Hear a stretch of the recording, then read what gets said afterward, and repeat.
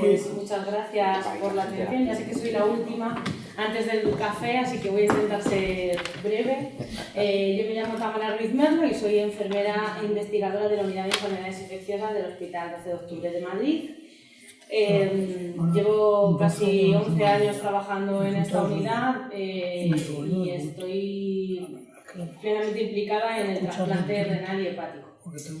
Yo les voy a presentar un subanálisis dentro de mi tesis doctoral que se llama Evaluación estructurada del grado de adherencia terapéutica y de conocimiento de medidas de prevención y promoción de la salud de los receptores de trasplante renal, impacto sobre la evolución del injerto y del paciente. Y este subanálisis se llama Epidemiología y características clínicas y microbiológicas de la bacteriemia en receptores del trasplante renal. Mis directores son los doctores Mario Fernández Ruiz, con el que trabajo estrechamente a diario en la Unidad de Enfermedades Infecciosas, el doctor y profesor Juan Vicente Benedito Montesinos, aquí presente, y el doctor José Luis García Cleci. Bueno, el trasplante renal constituye actualmente el tratamiento de elección para la enfermedad renal crónica. Sabemos que respecto a otros tratamientos sustitutivos como son la diálisis o la hemodiálisis, disminuye la mortalidad y aumenta la calidad de vida de los pacientes. Por ponernos un poco en contexto, en los últimos 10 años, la Organización Nacional de Trasplante, junto a la Organización Mundial de la Salud y el Registro Mundial de Trasplantes, calculan más de 80.000 trasplantes renales, por ponernos un poco en contexto a nivel mundial. Solamente en el año 2022, en España, se han realizado 3.404 trasplantes, lo que supone un 15% más que el año anterior, aunque desgraciadamente todavía no alcanzamos los niveles de 2019 prepandémicos. Bueno, ni que decir que en España pues, somos pioneros, como todos sabemos, no solamente por el fútbol, sino también porque somos pioneros en el trasplante de órganos. El efecto deletérea que tienen los fármacos inmunosupresores sobre la respuesta inmune del huésped, sobre el propio paciente, frente a patógenos, aumenta su susceptibilidad a complicaciones infecciosas. Como vemos en la presentación, nos mantenemos en un equilibrio entre el rechazo y las infecciones. Estas pueden ser de carácter bacterianas, virales, micóticas o parasitarias. Desgraciadamente, las complicaciones infecciosas son una de las primeras causas de mortalidad en el paciente con trasplante y lo que supone la pérdida del órgano funcionante. O sea, puede repercutir en que se pierda el órgano aunque funcione en perfectas condiciones. Bueno, la bacteriemia es, la definición de bacteriemia bueno, pues la presencia es una complicación grave y es la presencia de bacterias en el torrente sanguíneo procedente de un foco infeccioso.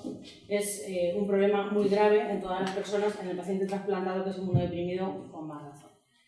Nuestro objetivo fue conocer las características respecto a la incidencia de la bacteriemia en pacientes con trasplante renal, periodos de máximo riesgo y aspectos clínicos y microbiológicos de las infecciones bacterianas, no solamente nosocomiales, sino también comunitarias, en los pacientes con trasplante renal.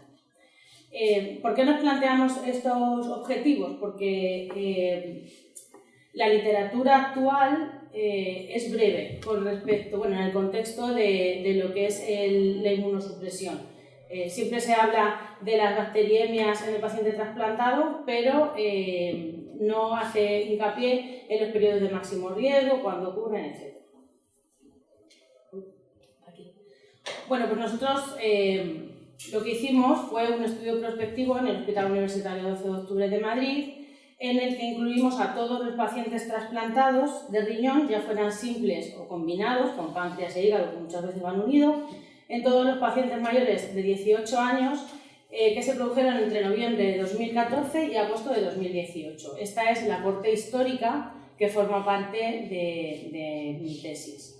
El diagnóstico de bacteriemia o candidemia incluye también candidemia dentro de la bacteriemia por la repercusión clínica que tiene, la importancia, y el diagnóstico se realizó a través del aislamiento de un microorganismo significativo en al menos un frasco de hemocultivo, 2 para aquellos integrantes habituales de la flora saprófita cutánea, como puede ser Staphylococcus epidermidis o Mingus. Bueno. aparte de manifestaciones clínicas compatibles como son pues la taquipnea, la fiebre, la letargia, hipotensión, etc. Los resultados. Bueno, pues entre 2014 y 2018 se incluyeron 337 pacientes, 337 receptores de trasplante renal, solo o combinado, y a estos pacientes de manera prospectiva se le hizo un seguimiento de 724 días. El rango intercuartílico estuvo entre 544 y 1196 días. Y de estos 337 receptores, 82 pacientes, que constituyen el 24,3%, presentaron 107 episodios de bacteriemia y 3 candidemias. Los 107 episodios de bacteriemia ocasionan el 4,9 episodios por cada 1000 días de trasplante.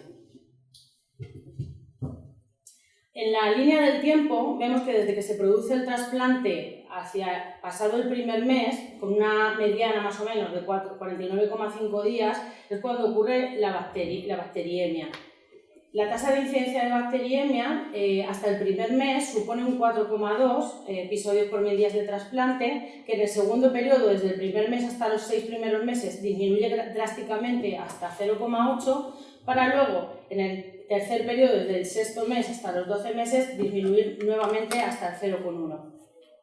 A partir de los 6 meses se produjeron 29 episodios de bacteriemia. El origen de la bacteriemia principalmente se debió a foco urológico en el 67,6% de los casos, seguido del foco intraabdominal. Posteriormente, el catéter intravascular tuvo el 9,3% del origen, respiratorio 2,7% y partes blandas un 1,8%. Los microorganismos que encontramos durante todo el estudio fueron un 84,1% de bacilos gram negativos, un 14,9% de cocos gram positivos y un 0,9% de otros anaerobios. Del 84,1% que pueden observar que fueron bacilos gram negativos, un 37,4% fueron los culpables la E. coli. Klebsiella pneumoniae le siguió con un 23,3% y la Pseudomonas aeruginosa con 13,8%.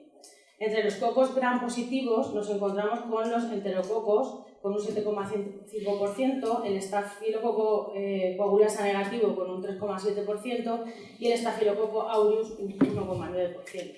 De las 3 candidemias, de las 3 fungemias, comentar que se debieron a la Candida albicans. He puesto en rojo 3 asteriscos muy chiquititos porque, por ejemplo, en el caso de la E. coli, que supuso un 37,4%, el 25% de estas bacteriemias supusieron el 25% fueron cepas de beta-lactamasa de espectro extendido. La Klebsiella pneumoniae, un 76% también fue BLE, y para las Pseudomonas aeruginosas el 35,7% fueron cepas multiresistentes. ¿Por qué he querido hacer mucho hincapié en esto? Porque estamos en una era en la que las multiresistencias están comiéndonos terreno a todos. Si a un paciente inmunocompetente esto supone un grave problema, imagínense a un paciente inmunocomprometido. Las conclusiones, pues la incidencia de bacteriemia en receptores de trasplante renal es máxima en el primer mes y se reduce drásticamente a lo largo de los periodos posteriores. Más de la cuarta parte de los episodios se produjeron a partir del sexto mes. Predominó en los casos de origen urológico, que son causados por enterobacterias, y es muy destacable, como les comentaba, la frecuencia de aparición de betas productoras de beta-lactamasas entre los episodios causados por Escherichia coli y particularmente con Klebsiella pneumoniae. Comentar que este subanálisis, que forma parte de mi tesis, ha dado lugar a la financiación por medio de un proyecto FIS que se está realizando a partir de este año. Muchas gracias por su atención.